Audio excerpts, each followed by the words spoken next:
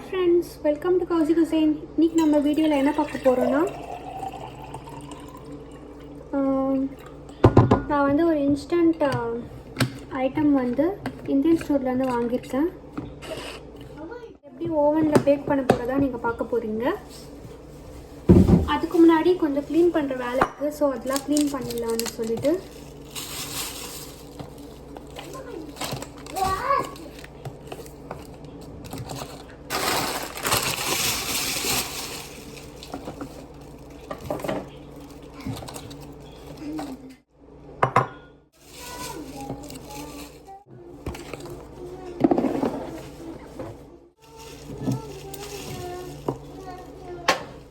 நைட்லாம் வாஷ் பண்ணி வச்சிடலாம். அப்போ தான் காலையில் கொஞ்சம் டக்குன்னு வேலை ஈஸியாக முடிஞ்சிடும்.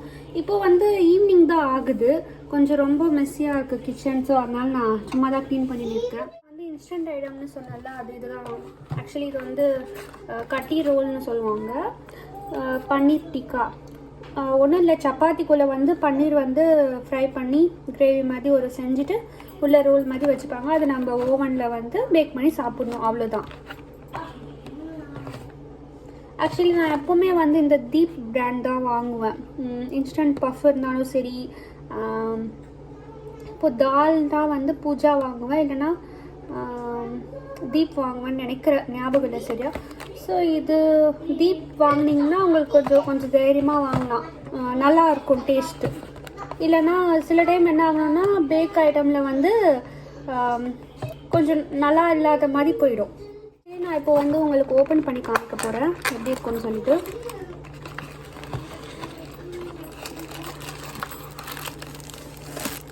இப்படி தான் இருக்கும். இது வந்து ஒரு கவரோட ரேப் பண்ணியிருக்காங்க.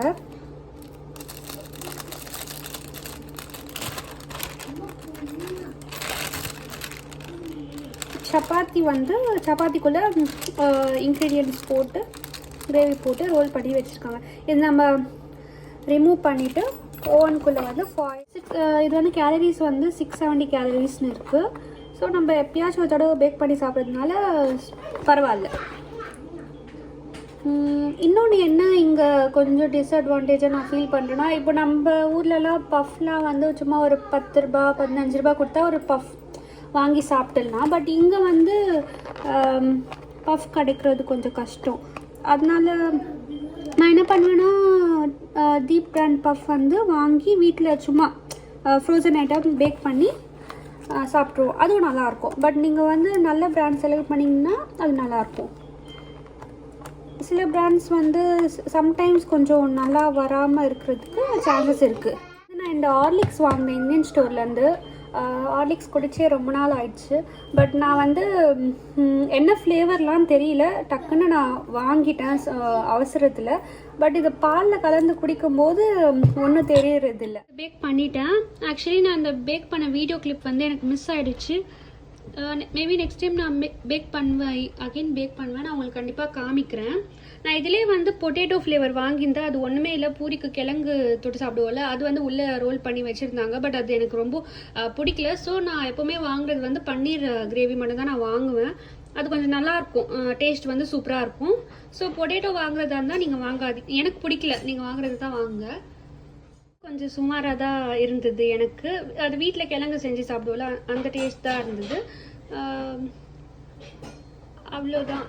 இன்ஸ்ட்ரக்ஷன் ஃபாலோ பண்ணி இது பேக் பண்ணால் ஈஸியாக இருக்கும்.